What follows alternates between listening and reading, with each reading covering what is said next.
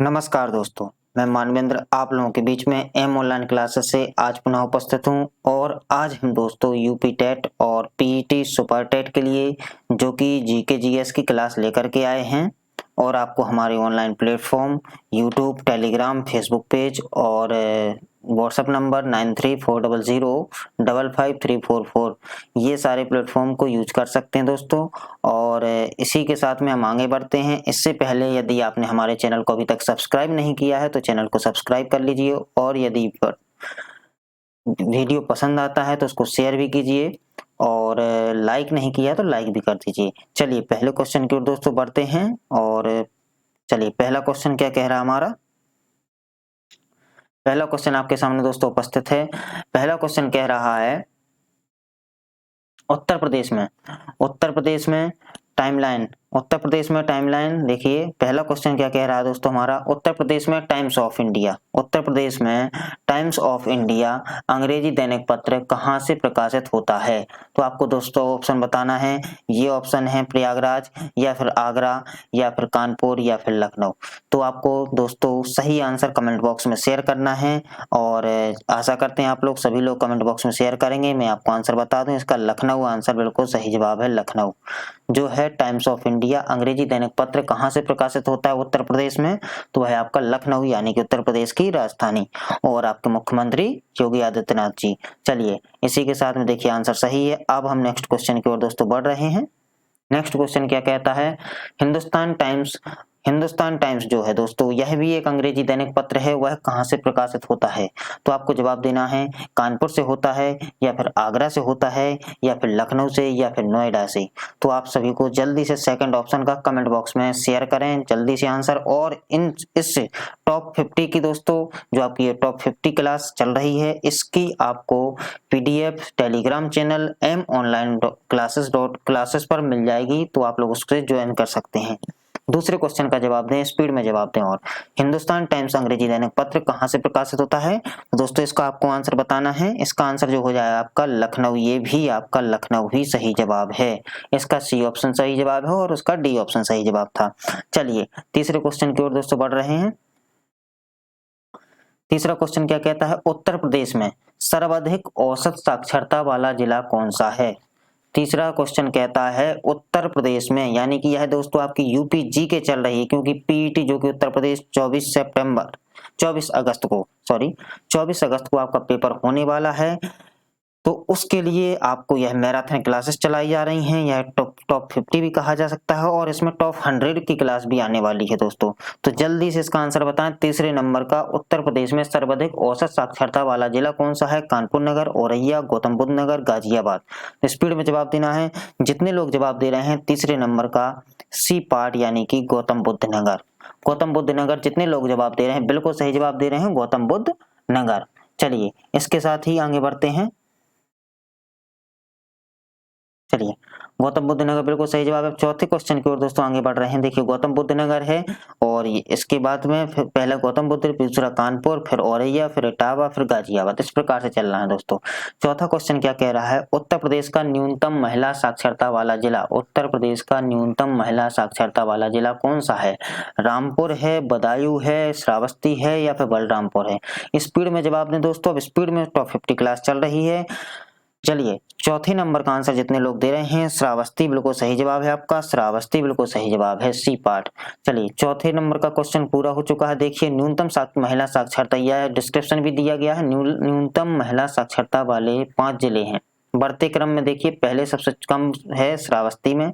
देखिए यहाँ पर न्यूनतम पूछा गया है तो उसमें सबसे कम आपका श्रावस्ती है या फर्स्ट है। फिर दूसरे नंबर पे है बलरामपुर, तीसरे नंबर पे बहराइच, चौथे पर बदायूं और 5वें पर है आपका रामपुर। चलिए इसके बाद में 5 नंबर के क्वेश्चन। कोरंडम किस धातु का अयस्क है। जल्दी से जवाब दें। कैडमियम का, तांबा का, एल्युमिनियम का या फिर सोना का। इसमें आपको यूपी जीके के साथ साथ हमारी नॉर्मल जीके जो होती है जेके जीएस वह भी मिलेगी, क्योंकि पीईटी में आपके जीके जीएस में साइंस भी आती है, पॉलिटी भी आती है, ज्योग्राफी भी आती है, सभी सब्जेक्ट आते हैं लगभग। तो इसका जवाब दें। 5वें नंबर का जितने लोग जवाब दे रहे हैं आपका कोरंडम किस धातु का अयस्क है, तो आपको बता दें एल्यूमिनियम का। छठवें क्वेश्चन की ओर दोस्तों बढ़ते हैं। छठवां क्वेश्चन क्या कह रहा है, कास्टिक चूने का फॉर्मूला बताना। देखिए बहुत अच्छी बात आई है, कास्टिक चूने का फॉर्मूला CaOH2, CaCO3, CaCl2 और CaO। तो स्पीड में जवाब दें, आशा करते हैं आप सभी लोगों से यह बनने वाला क्वेश्चन है, क्योंकि यह बहुत अच्छा सिंपल है। कास्टिक सोडा का फॉर्मूला क्या है, CaOH2।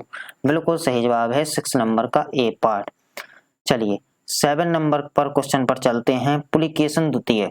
और यदि दोस्तों एक बार और आपको रिक्वेस्ट करना चाहूंगा, यदि वीडियो पसंद आती है तो लाइक करें, और चैनल को यदि सब्सक्राइब नहीं किया है तो सब्सक्राइब करें और चैनल को शेयर भी करें, और वीडियो को शेयर करें ज़्यादा से ज़्यादा। और इसकी PDF आप लोगों को विदिन 15 आवर के अंदर अंदर आपको इसकी PDF मिल जाएगी।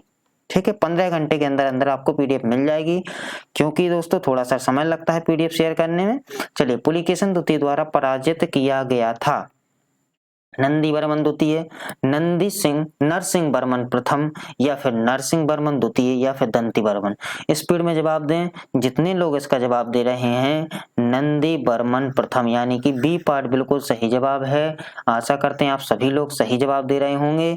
और यह क्लास अभी आपको डेमो रूप में अपलोडेड क्लास मिल रही है। कुछ ही दिनों में, कुछ दिनों के इंतजार कीजिए दोस्तों, 5 से 10 दिन का आपको यह क्लासेस लाइव मिलने वाली हैं। ज्यादा से ज्यादा क्लासेस लाइव मिलने वाली हैं। चलिए इसके बाद 8वें नंबर का क्वेश्चन बताएं, कौन सा स्वाद, इसमें दोस्तों कौन सा स्वाद ग्राहक जीभ के पीछे स्थित होता है। जो आपकी यह जीभ होती है इस प्रकार की कुछ, इसमें दोस्तों बताना है, यह जो जीभ होती है आपकी, इसमें कौन सा स्वाद पीछे की तरफ, यानी कि इस वाले हिस्से में, इस जीभ में इधर पर क्या होता है, कौन सा हिस्सा होता है, क्या होता है, कौन सा स्वाद होता है, कड़वा होता है, मीठा होता है, नमकीन होता है, खट्टा होता है। तो आप लोगों को जवाब देना है।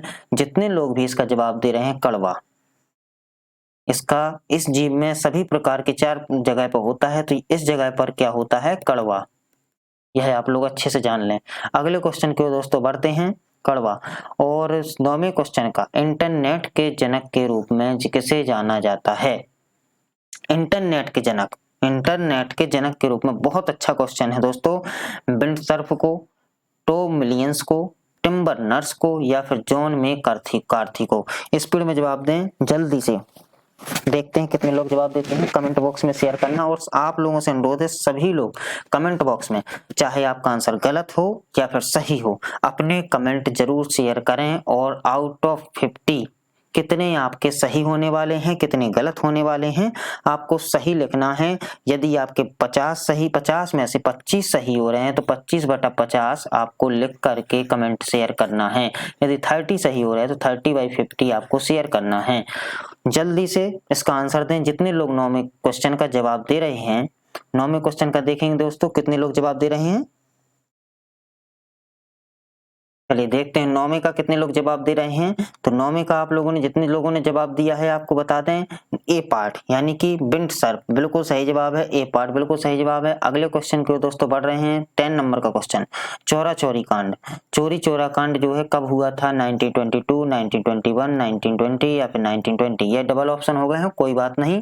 इसका जवाब दें। जितने लोग सही जवाब दे रहे हैं आपको बता दें, जितने लोगों ने ए पार्ट दिया है बिल्कुल सही जवाब दे रहे हैं। ए पार्ट आपका बिल्कुल सही जवाब है, और सभी को शुभकामनाएं जितने लोगों ने ए पार्ट जवाब दिया है। इसके बाद बढ़ते हैं दोस्तों 11 नंबर के क्वेश्चन की ओर। किडनी में रक्त कहां पर स्वच्छ होता है। किडनी में रक्त कहां पर स्वच्छ होता है, तो गुर्दे की धमनी में, मूत्र वाहिनी में, और बोमन कैप्सूल में, या फिर पिट्यूटरी ग्लैंड में, यानी कि ग्रंथि में। तो जल्दी से जवाब दें इसका दोस्तों, कौन सा सही जवाब है। इसका जवाब दें, किडनी में रक्त कहां पर स्वच्छ होता है। तो 11 नंबर का जितने लोग जवाब दे रहे हैं, वुमेन कैप्सूल में बिल्कुल सही जवाब है। अगले क्वेश्चन की ओर बढ़ते हैं दोस्तों। अब अगले प्रश्न पर बढ़ते हैं। हमारा 12 नंबर का क्वेश्चन क्या कहता है देख लेते हैं। 12 नंबर के क्वेश्चन की ओर बढ़ते हैं। देखिए वुमेन कैप्सूल बिल्कुल सही जवाब है। और 12 नंबर का, द्विसदन का सिद्धांत जो है, पॉलिटी आ गई। देखिए दोस्तों, द्विसदन का सिद्धांत किस देश से लिया गया है। यह अमेरिका भी हो सकता है, यूनाइटेड किंगडम भी हो सकता है, ऑस्ट्रेलिया भी हो सकता है, और दक्षिण अफ्रीका भी हो सकता है। आपको बता दें, हमारी पॉलिटी यानी कि जो संविधान है, पॉलिटी जो संविधान है उसमें आपको बता दें 10 देशों से लगभग 10 देशों से कुछ ना कुछ लिया गया है, उनका प्रभाव है 10 देशों का। तो आप लोग इसका जवाब दें, कौन सा सही जवाब है, जल्दी से स्पीड में जवाब दें। 12 नंबर का जितने लोग जवाब दे रहे हैं यूनाइटेड किंगडम। द्विसदन का सिद्धांत किस देश से लिया गया है, यह यूनाइटेड किंगडम बिल्कुल सही जवाब है। 12 नंबर का जितने लोग जवाब दे रहे हैं द्विसदन का सिद्धांत यूनाइटेड किंगडम। अब अगले क्वेश्चन की ओर दोस्तों बढ़ते हैं। 13 नंबर का प्रश्न। 13 नंबर का प्रश्न क्या है, फ्लेमिंग के बाएं हाथ का नियम। फ्लेमिंग के बाएं हाथ का नियम क्या कहता है दोस्तों, किसकी प्रभाव से जुड़ा हुआ है। करंट पर इलेक्ट्रिक फील्ड, करंट पर चुंबकीय क्षेत्र, चुंबक पर इलेक्ट्रिक फील्ड या फिर चुंबक पर चुंबकीय क्षेत्र। स्पीड में जवाब दे 13 नंबर का। देख लेते हैं 13 नंबर का कितने लोग जवाब दे रहे हैं। तो 13 नंबर का जितने लोग जवाब दे रहे हैं देख लेते हैं कौन कौन लोग दे रहे हैं। तो 13 नंबर का जिसने भी जवाब दिया है करंट पर चुंबकीय क्षेत्र, यानी कि B part is the right answer, B part is the right. जिसने भी दिया है फ्लेमिंग के बाएं हाथ का नियम किसकी प्रभाव से जुड़ा हुआ है, किसकी की जगह यहाँ किसके प्रभाव या किसकी हो सकता है, तो जुड़ा हुआ है करंट पर चुंबकीय क्षेत्र के प्रभाव से, करंट पर चुंबकीय क्षेत्र के प्रभाव से जुड़ा हुआ है। चलिए 13 क्वेश्चन कंप्लीट हो चुके हैं आउट ऑफ 50। अब हम आगे बढ़ते हैं। 14 नंबर का क्वेश्चन क्या कहता है, देखिए 2011 की सेंसस यानी जनगणना के अनुसार राज्य की कुल जनसंख्या में जनजातियां हैं 0.4%, 0.6%, 0.8% या फिर 1%। स्पीड में जवाब दें। 14 नंबर का कितने लोग जवाब दे रहे हैं, जिसने भी जवाब दिया है 0.6%, यानी कि B part is the right answer. 2011 की जनगणना के अनुसार राज्य की कुल जनसंख्या में जनजातियां हैं तो कितनी हैं, 0.6%। चलिए इसके बाद अगले क्वेश्चन की ओर बढ़ते हैं। अगला क्वेश्चन क्या कहता है, देखिए ये आपकी यूपीजीके से रिलेटेड फिर क्वेश्चन आ गया है। परहिया, बैगा, अगरिया, पथारी, भुइयां, भूमियां जनजातियां प्रमुखतः सर्वाधिक किस जनपद से मिलती हैं। तो आपको बताना है रामपुर में, मेरठ में या फिर प्रयागराज में या फिर सोनभद्र में। सभी को जवाब देना है कहां पर ये जनजातियां पाई जाती हैं, सर्वाधिक किस जनपद में यह जनजातियां पाई जाती हैं। तो आपको बता दें जो लोग जवाब लगा रहे हैं सोनभद्र बिल्कुल सही जवाब है। आपकी परहिया, बैगा, अगरिया, पथारी, भुइया, भूमिया जनजाति कहां पर पाई जाती हैं, यह उत्तर प्रदेश के सोनभद्र जनपद में पाई जाती हैं। चलिए अब इसके बाद आगे बढ़ते हैं 16 नंबर के क्वेश्चन की ओर दोस्तों। थारू जो है हिंदू धर्म को मानते हैं और दीपावली को मनाते हैं, किस रूप में है। थारू जो है हिंदू धर्म को मानते हैं और दीपावली को मनाते हैं, किस रूप में है, शोक के रूप में या फिर त्योहार के रूप में या जयंती के रूप में या इनमें से कोई नहीं। जो थारू की बात चल रही है किस हिंदू धर्म में जो मनाते हैं वह किस रूप में है, दीपावली को मनाते हैं, अब किस रूप में है, या शोक के रूप में, त्योहार के रूप में या फिर जयंती के रूप में या इनमें से कोई नहीं। 16 नंबर का आप लोगों को कमेंट में जवाब देना है, जल्दी से जवाब दें। तब तक थोड़ा सा दोस्तों वाटर पी लिया जाए।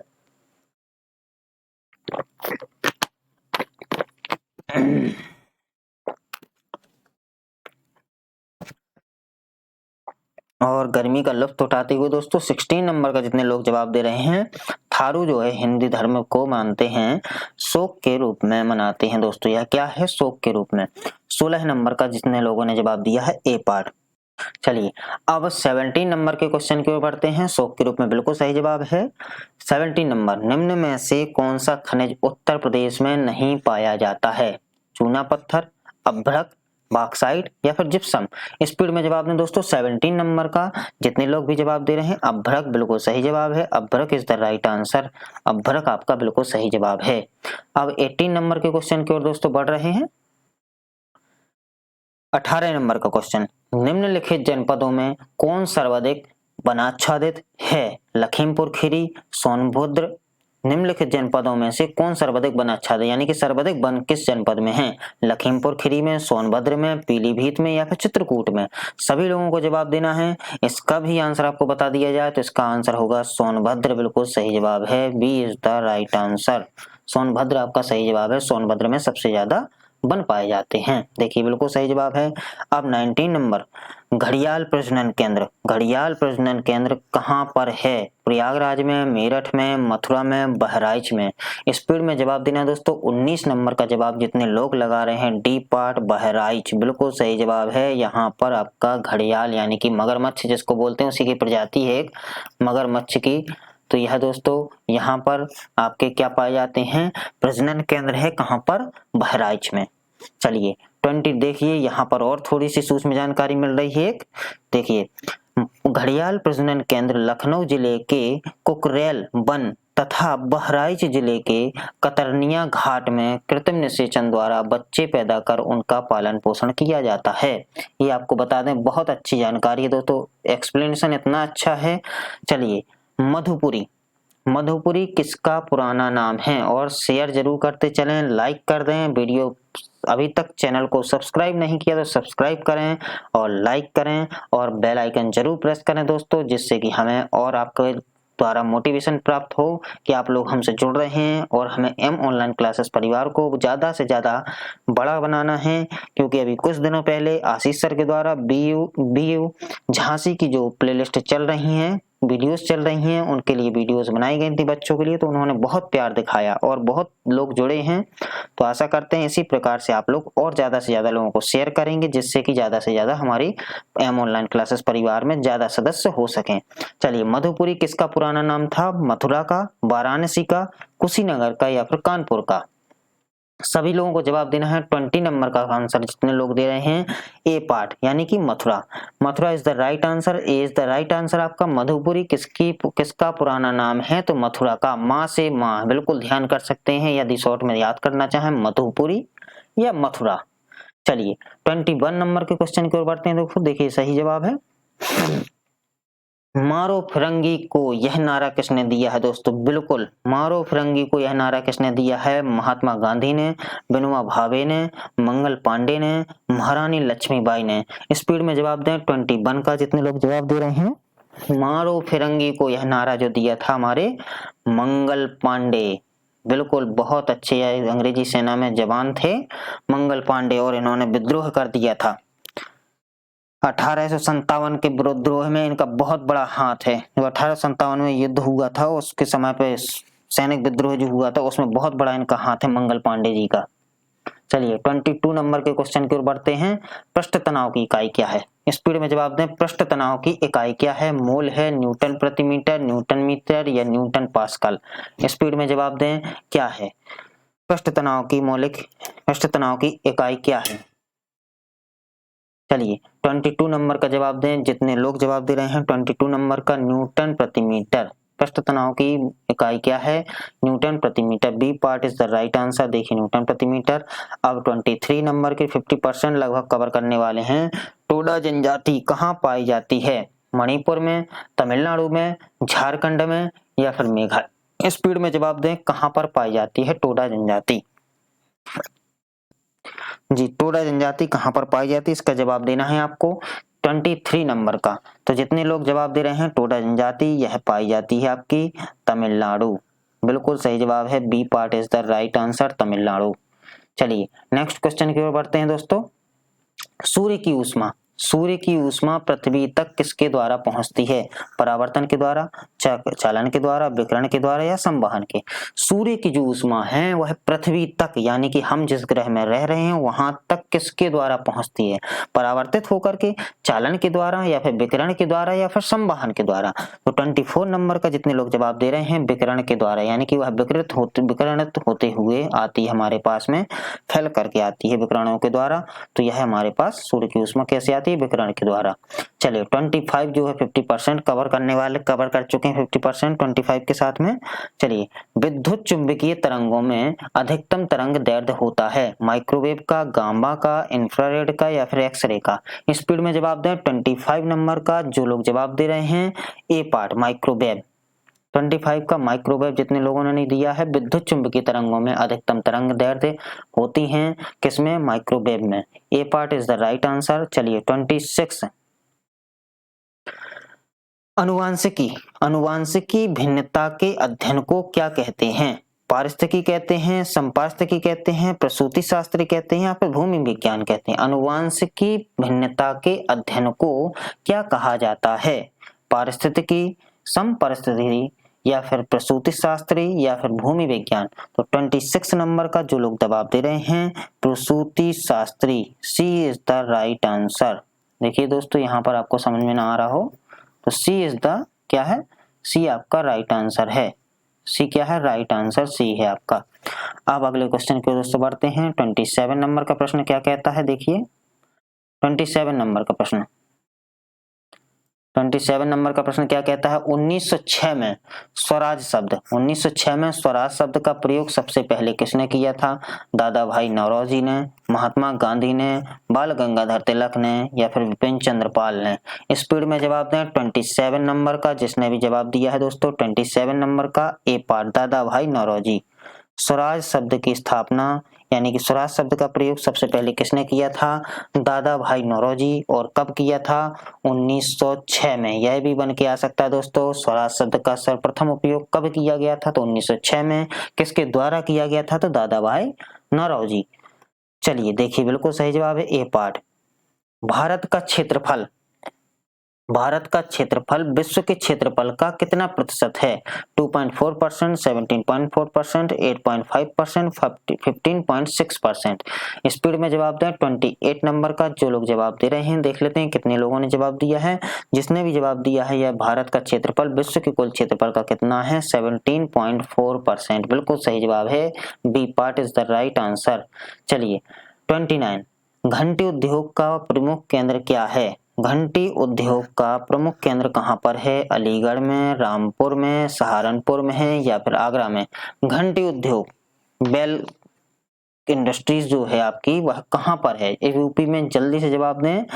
जितने लोगों ने जवाब दिया है सहारनपुर, सहारनपुर। देखिए इसमें रन बिल्कुल उसी तरह से जैसे घंटी बजती है ना, रन, उसी प्रकार से सहारनपुर। तो आप इससे याद कर सकते हैं घंटी उद्योग कहाँ पर? यूपी में, सहारनपुर में। अगला क्वेश्चन आपके सामने देखिए दिख रहा है, इसको आप पढ़ें जब तक मैं थोड़ा सा फेस क्लियर कर लूं। चलिए बताइए। कागज लुगदी, कागज लुगदी उद्योग के लिए प्रसिद्ध है। कागज लुगदी उद्योग के लिए क्या प्रसिद्ध है? आगरा है, कानपुर है और गोरखपुर है या फिर सहारनपुर है? स्पीड में जवाब दें 30 नंबर का। जितने लोगों ने जवाब दिया इसका भी आंसर है क्या? सहारनपुर। कागज लुगदी उद्योग हो चाहे आपका घंटी उद्योग है, यह दोनों में सहारनपुर है। देखिए यहाँ पर भी सहारनपुर था घंटी उद्योग और यह आपका कागज लुगदी उद्योग भी सहारनपुर। नेक्स्ट क्वेश्चन 31 आपका देखिए 31 नंबर क्या कहता है? गौरव पत्थर, गौरव पत्थर सेल्फ के लिए प्रसिद्ध है। मुरादाबाद, मेरठ, मैनपुरी या फिर महोबा? गौरव पत्थर सेल्फ के लिए प्रसिद्ध क्या है? कहाँ पर प्रसिद्ध है या कहाँ पर मिलते हैं ये गौरव पत्थर? तो आपको बता दें यह महोबा जिला यानी कि आला उदल की नगरी जिसको कहा जाता है, यहाँ पर मिलते हैं महोबा में। कहाँ पर? गौरव पत्थर सेल्फ के लिए प्रसिद्ध है महोबा। 32 नंबर यानी कि 32 नंबर क्या कहता है? वाद्य यंत्र ढोलक के लिए प्रसिद्ध कौन है? आगरा, अंबेडकर नगर, अमरोहा, अमेठी? स्पीड में जवाब दें। वाद्य यंत्र ढोलक के लिए प्रसिद्ध है। क्या प्रसिद्ध है वाद्य यंत्र ढोलक के लिए? इसका जवाब आपको जिसने बताया है अमरोहा। बिल्कुल सही जवाब है। ढोलक के लिए क्या प्रसिद्ध है? अमरोहा। चलिए 33 पर चलते हैं। अरे कोई बात नहीं, 33 गोल है, कोई बात नहीं। चलिए 33 बंक मार गया है। अब 34 पर जंप करते हैं अपन लोग। तो क्या कहा गया? गेहूं डंठल की कलाकृतियां बनाने के लिए कौन सा जनपद उत्तर प्रदेश के लिए प्रसिद्ध है?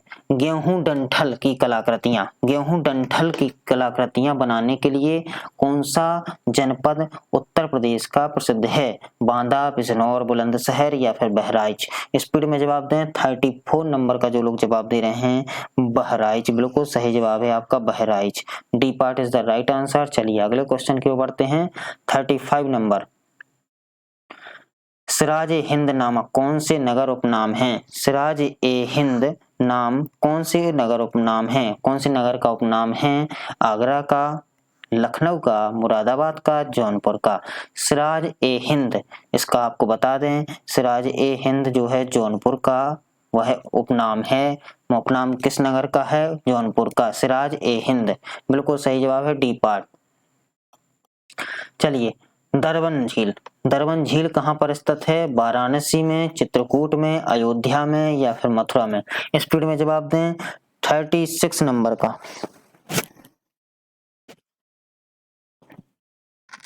चलिए, जितने लोग जवाब दे रहे हैं दरबन झील जो है आपकी अयोध्या में है, सी इज द राइट आंसर। चलिए नेक्स्ट क्वेश्चन की ओर बढ़ते हैं दोस्तों। नेक्स्ट क्वेश्चन आपके बीच में उपस्थित है और लाइक शेयर सब्सक्राइब जरूर करते चलें दोस्तों। देखिए पसीना तक आ रहा है आपको पढ़ाते हुए, तो इस पसीने की कुछ तो मूल्य मिलना ही चाहिए। ये केवल आपका एक थंब, यानी कि आपको अपना थंब नहीं काट के देना है, मैं आपके लिए वो नहीं बन रहा हूँ द्रोणाचार्य जी, तो आप केवल और केवल मेरा आंसर इसका जवाब दें। नूह झील स्थित है। नूह झील कहाँ पर स्थित है? अयोध्या में, मथुरा में, चित्रकूट में, वाराणसी में। तो 37 नंबर का जितने लोग जवाब दे रहे हैं, 37 नंबर का जितने लोग जवाब दे रहे हैं मथुरा। नूह झील कहाँ पर है? मथुरा में। Mathura is the right answer, 37 का बी पार्ट। चलिए इसके बाद 38 पर चलते हैं। उत्तर प्रदेश में चंबल नदी का प्रवेश होता है मथुरा से, आगरा से, इटावा से या जालौन से? स्पीड में जवाब दें। उत्तर प्रदेश में चंबल नदी का प्रवेश कहाँ से होता है? तो आपको बता दें आगरा से। B part is the right answer. चलिए 39 नंबर, यानी कि रामग्राम किस नगर का प्राचीन नाम है? रामग्राम किस नगर का प्राचीन नाम है? चित्रकूट का, अयोध्या का, गोरखपुर का या फिर वाराणसी का? स्पीड में जवाब दें 34 नंबर। 34 नंबर क्या कहता है? रामग्राम किस नगर का प्राचीन नाम है? चित्रकूट का, अयोध्या का, गोरखपुर का या फिर वाराणसी का? 39 नंबर जिसने भी जवाब दिया है रामग्राम, यानी कि गोरखपुर। गोरखपुर कहाँ का, किसका है? यह योगी जी की आपका विधानसभा क्षेत्र, योगी जी की। योगी जी यहाँ के निवासी हैं गोरखपुर के। चलिए अब आगे बढ़ते हैं। 40 नंबर, मिर्जा गालिब का जन्म हुआ था। मिर्जा गालिब का जन्म कहाँ पर हुआ था? मिर्जा गालिब का अलीगढ़ में, आगरा में, लखनऊ में, अमेठी में? स्पीड में जवाब दें 40 नंबर का। तो मिर्जा गालिब जी कहाँ पर हुए थे? आगरा में, जहां पर आपका ताजमहल पाया जाता है, यह वहीं पर इनका जन्म हुआ था। मिर्जा गालिब जी बहुत ही अच्छे कवि हैं और शायर भी हैं। आगरा में किस गवर्नर के समय बंगाल में भयानक अकाल पड़ा? किस गवर्नर के समय बंगाल में भयानक अकाल पड़ा था? लॉर्ड मेयो के, लॉर्ड कैनिंग के, लॉर्ड नॉर्थब्रुक के या फिर लॉर्ड रीडिंग के? स्पीड में जवाब दे इसका दोस्तों। स्पीड में जवाब दें, किस गवर्नर के समय बंगाल में भयानक अकाल पड़ा था? 41 का। तो जितने लोग जवाब दे रहे हैं लॉर्ड नॉर्थ ब्रुक के द्वारा, C part is the right answer. चलिए 42, वुड डिस्पैच कब लागू किया गया था? वुड डिस्पैच कब लागू किया गया था? 1953, 1854, 1955 और 1956। वुड डिस्पैच कब लागू किया गया था? 1953, 1854, 1955 और 1956। स्पीड में जवाब दें। 42 नंबर का जितने लोग जवाब दे रहे हैं 1854, यानी कि 1854। 1854 जो है बिल्कुल सही जवाब है। वुड डिस्पैच कब लागू किया गया था? 1854 में। चलिए नेक्स्ट क्वेश्चन की ओर बढ़ते हैं। 43, अंतिम दोस्तों लास्ट 7 प्रश्न बचे हैं। लास्ट 7 क्वेश्चन शेष हैं आपके। देखिए भील विद्रोह कोई बात नहीं, डबल हो गया यहाँ पर। भील विद्रोह से प्रवाहित क्षेत्र कौन सा है? पश्चिमी घाट, पूर्वी घाट, उत्तरी सरकार घाट या फिर कोरोमंडल घाट? तो 43 नंबर का जवाब देना है। भील विद्रोह से प्रवाहित क्षेत्र कौन सा है? पश्चिमी घाट। A is the right answer. Next question की ओर दोस्तों बढ़ते हैं। मोपला विद्रोह का नेतृत्व किसने किया था? भगत जवाहर मूल ने, सीताराम राजू ने, जतरा भगत ने, अली मुसलियार ने? तो आपको स्पीड में जवाब देना है। मोपला विद्रोह का नेतृत्व किसने किया था? भगत जवाहर मूल ने, सीताराम राजू ने या फिर जतरा भगत ने या फिर अली मुसलियार ने? तो 44 नंबर का जवाब देना है। जितने लोग जवाब दे रहे हैं अली मुसलियार, बिल्कुल सही जवाब है। D is the right answer. चलिए नेक्स्ट क्वेश्चन की ओर बढ़ते हैं दोस्तों। नेक्स्ट क्वेश्चन क्या कहता है? 45, भरहुत स्तूप का निर्माण किसने करवाया? अशोक ने, वासुदेव ने, चंद्रगुप्त मौर्य ने, पुष्यमित्र शुंग ने। स्पीड में जवाब दें। भरहुत स्तूप का निर्माण किसने करवाया था?